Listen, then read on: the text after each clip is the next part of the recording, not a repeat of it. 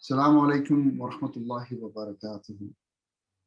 Welcome to Millennium Discourses with Sajjad Ayub and Shaykh Ebrahim Schuitma. Today we'll be discussing Discourse number 13. If I go straight into it, testing and seeing the cracks enables you to deal with it. In this modern world, you put forward an idea that there's two assumptions in this world. There's one in charge, or there is someone upstairs in charge. How does either one affect how we live? So I think you meant there's no one in charge, or there is someone in charge. Yes. I mean, as a human being, I think one of the first things that occurs to one is the unmanageability of one's life. A human life is by definition something much bigger than one's capacity to kind of account for or control.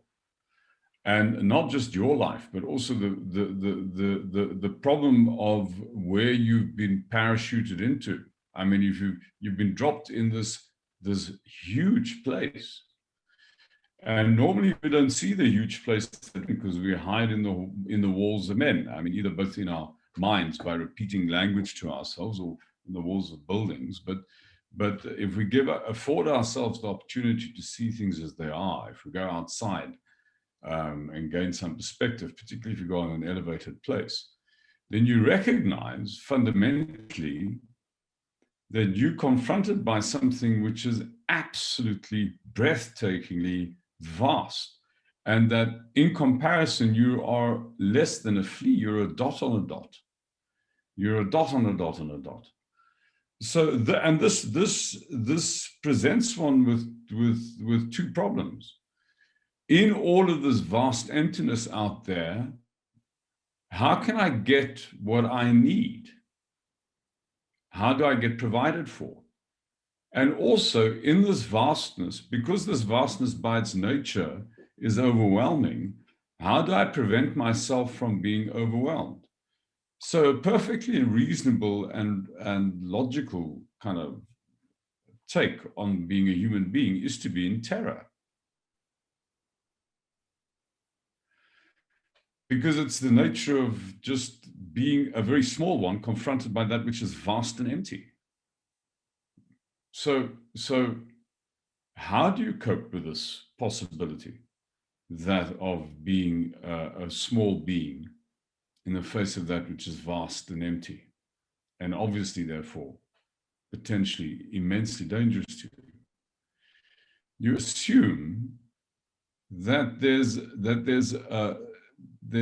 an intelligence behind this panorama you're looking at, which isn't just cold. It's not just like you're not just a separated sort of object to this intelligence, like a lab to a researcher in a lab, or a rat rather to a researcher in a lab. This intelligence has an immediate, absolutely intimate and benign relationship with you.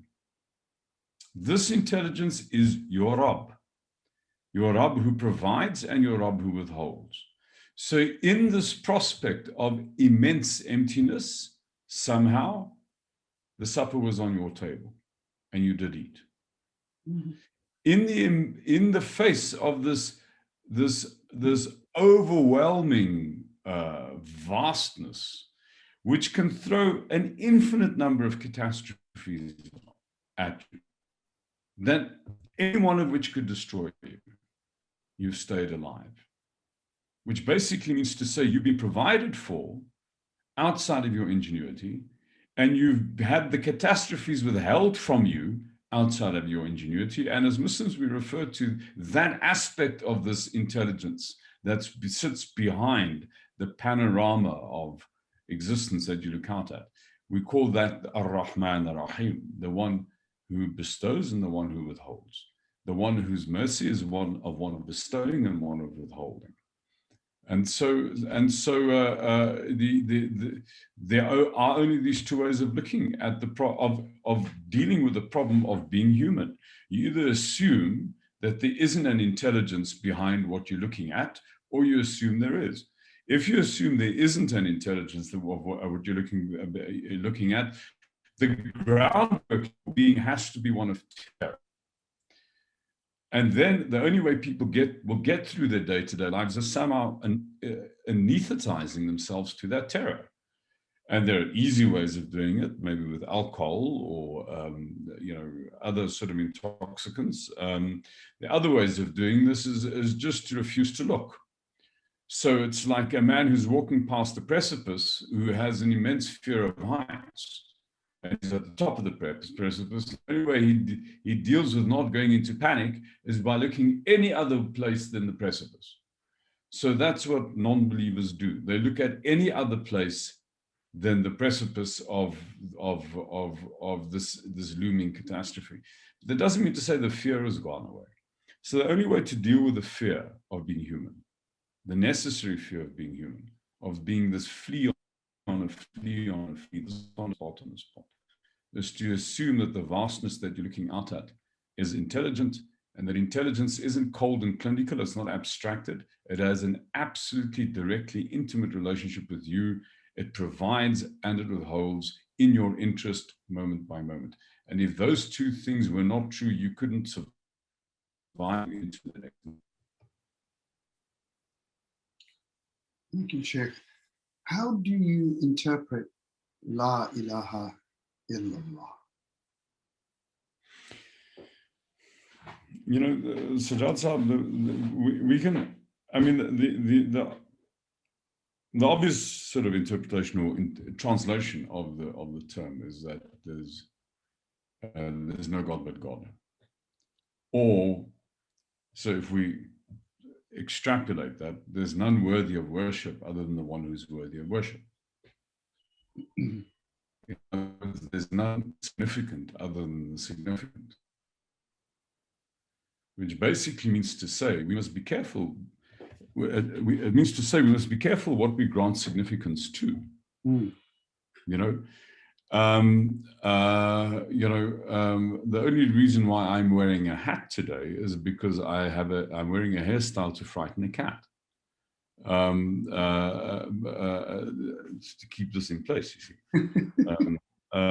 So if I start suggesting that this hat somehow makes me significant, somehow makes me a member of the chosen, I'm now playing with very dangerous stuff, because all of that are actually siblings of shirk. Any granting significance to anything other than Allah is actually shirk. Now, that doesn't mean to say that we therefore trivialize everything. We see everything that gets put in front of us as being His works. You know, wherever you look is the face of Allah. There's nothing in this universe which isn't His product. So it's all His work. Otherwise, you're suggesting that there'd be more than one creator, and there isn't more than one creator. And if everything is His works, then you do Him the courtesy by being respectful towards what He puts in front of you and not trivializing it, but you understand that the one who owns the significance is Him. And we have a very useful suggestion from the Rasul about how to deal with this courtesy. He said, first you thank the slave and then you thank the Rabb. So yes, it is appropriate to be courteous, but actually the only one worthy of your sajda, the only one worthy of your lowering is Him. So I'd like to go, if I may. Please. This any chauvinism of any kind where it's you know, a national chauvinism, a linguistic chauvinism, you know, a cultural chauvinism, a racial chauvinism. All of these are aspects of shirk, because all of these things are ways of they're about ascribing significance to that which is not significant. It is making something worship worthy of worship that should not be made worthy of worship. Yes, I beg your pardon, I interrupted you. No, I was just going to ask you, you quote a song lyric by Chris Christopherson. Freedom is just another word for nothing left to lose. Do we really have to get to that stage of losing everything before we're truly free? Well, I guess the horrifying answer has to be yes. I mean, the dead are absolutely free. There's no impingements on them, and I don't think they've taken anything with them. I mean, we can try. I mean, I suppose you can get a whole trail of hearses to follow or trail of trailers to follow the hearse. You know, with all of the accumulations, the house and the trophy wife and the bike and you know, all of that. But I think it stops at the whole. It doesn't go further. You can't take it with you. So it has to be true. You are going to lose, and the point at which you lose, nobody has a hold over you anymore. But now, on this path, we understand that this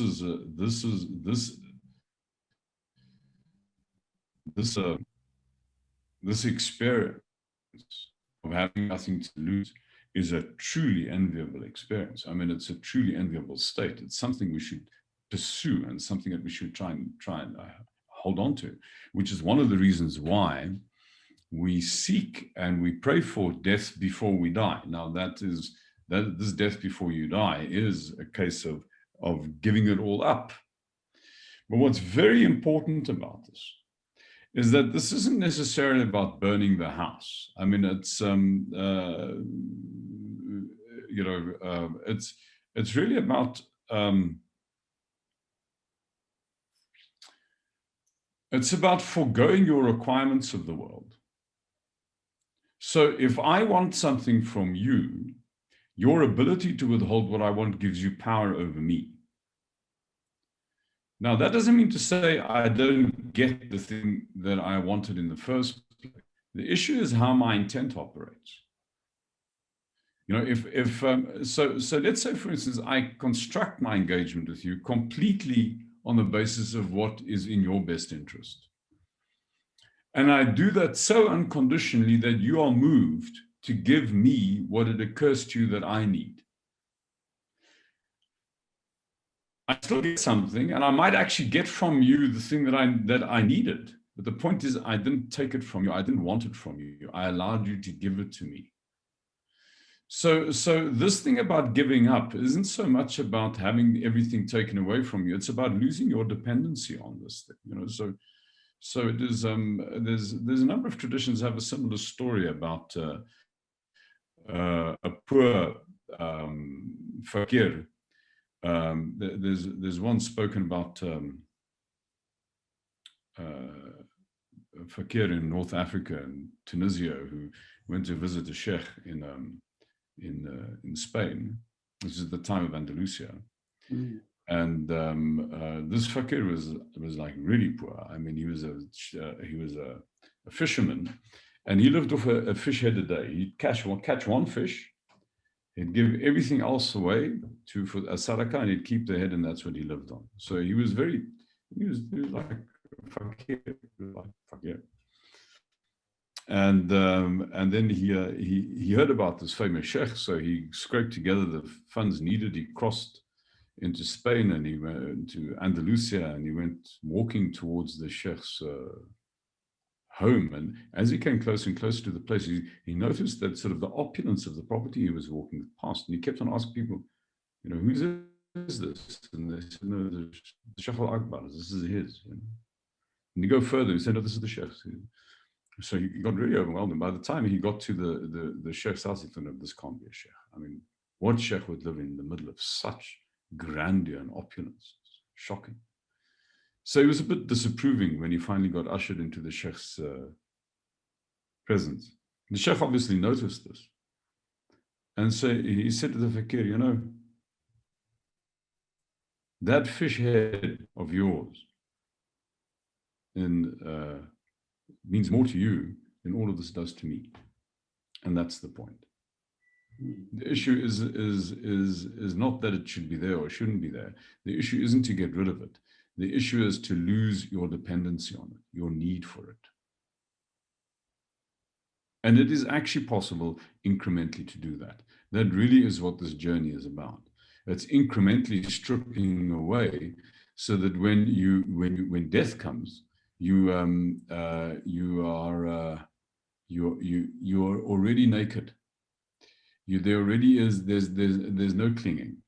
You can cheerfully skip into the grave with holding Malik al-Maut by the hand, like your long lost friends, you know, good mates.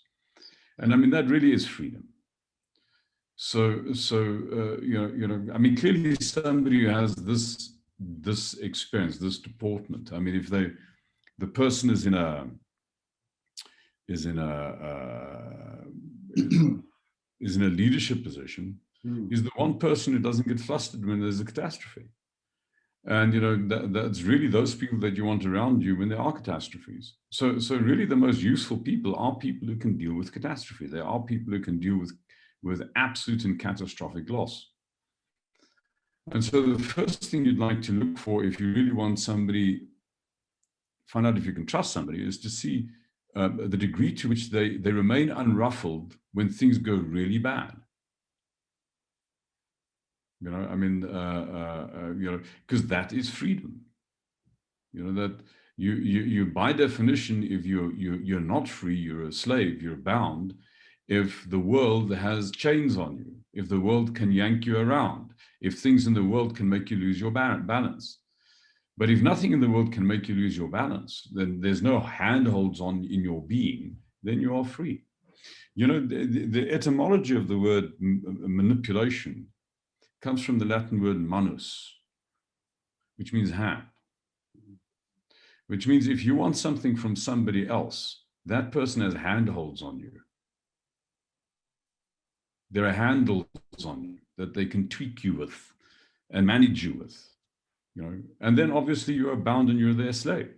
Whereas if you disavow your need for anything from them, they lose their manipulability. You lose your manipulability. They've lost their handholds. The handles have gone. You're smooth. They have no grip on you. That surely is freedom. It reminds me, my uncle passed away a few hours ago, and I was having second thoughts of doing the session today. And my inner being was, this has to be done. Even if we record one, or even if we have a conversation, this needs to happen. So thank you for sharing that, Jir. Alhamdulillah. Why do you think Allah brings us misery? Is it to show us our cracks, you know, our weaknesses, what we're made of?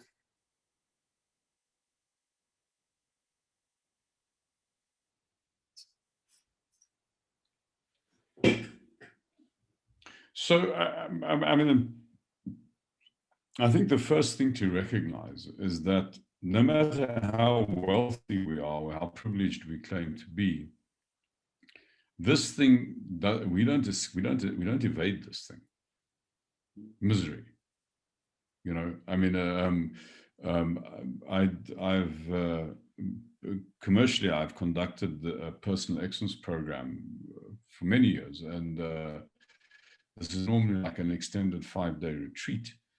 And I don't really do that anymore. But what I've found in these is people get to really talk about their lives.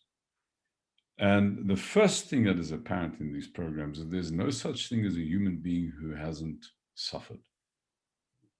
You know? I mean, you scratch a human being and you'll find heartache.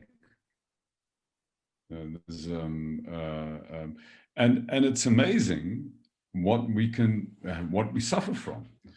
I mean, I've actually met privileged people who suffer from their privilege. The privilege turns out in the fullness of time not to have been a boon, it's proved to be a curse. You know, so whatever the condition is that we're in, we will suffer that condition, you know. So I do think that misery and suffering is it's part of the human condition. You know, even the Rasul had times of difficulty and times of hardship. He had times of immense hardship in his life. I mean, there's no such thing as a human being who is not going to face hardship. So I think hardship is our ally for a number of reasons. The first thing, this relates to the conversation, the point we've just made. The first thing that hardship does for you is it allows you to discover what your conditional motive is. So we've already said, you know, I am manipulable by the world based on what I want from the world. You know, let's assume I'm such a privileged person that, you know, we have very spoiled people that the world always delivers exactly what I want at that particular point in time. You know, I just have to squeak and my need is sort of, so it's kind of answered, you know, like an infant. I mean, that's sort of like, now, I mean, it would be a wonderful way to live for maybe an hour, but, you know, how are you going to discover where your cracks are unless you don't suffer the lack?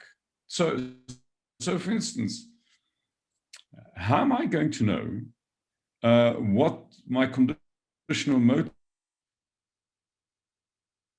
are if the world always just dies? So I don't know if we've spoken about this before, but did we speak about this story of Sheikh Muhammad al-Habib and the wife? But I'll repeat it anyhow, because it's one of my favorite stories. And it really sort of talks about what this path is about. There's a story,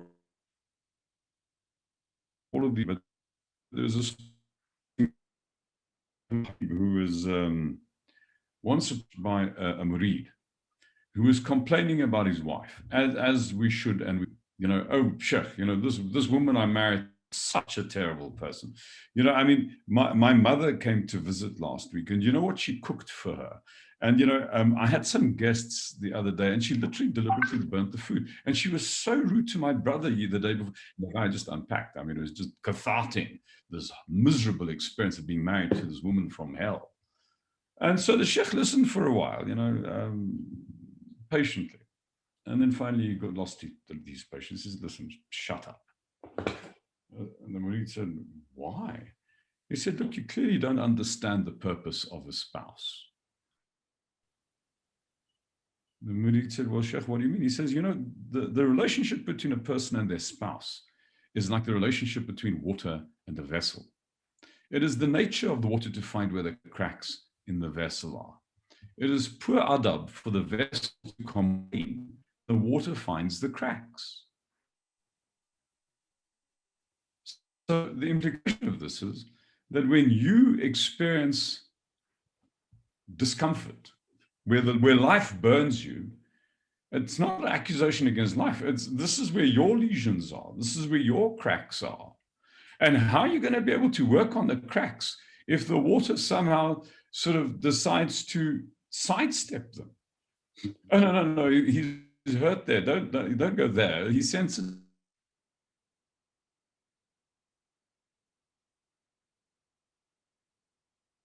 If you want to become free, the most useful is to suffer the burning, so that you can then, because this gives you the architecture of your conditional motive. You understand the structure of your conditional motive.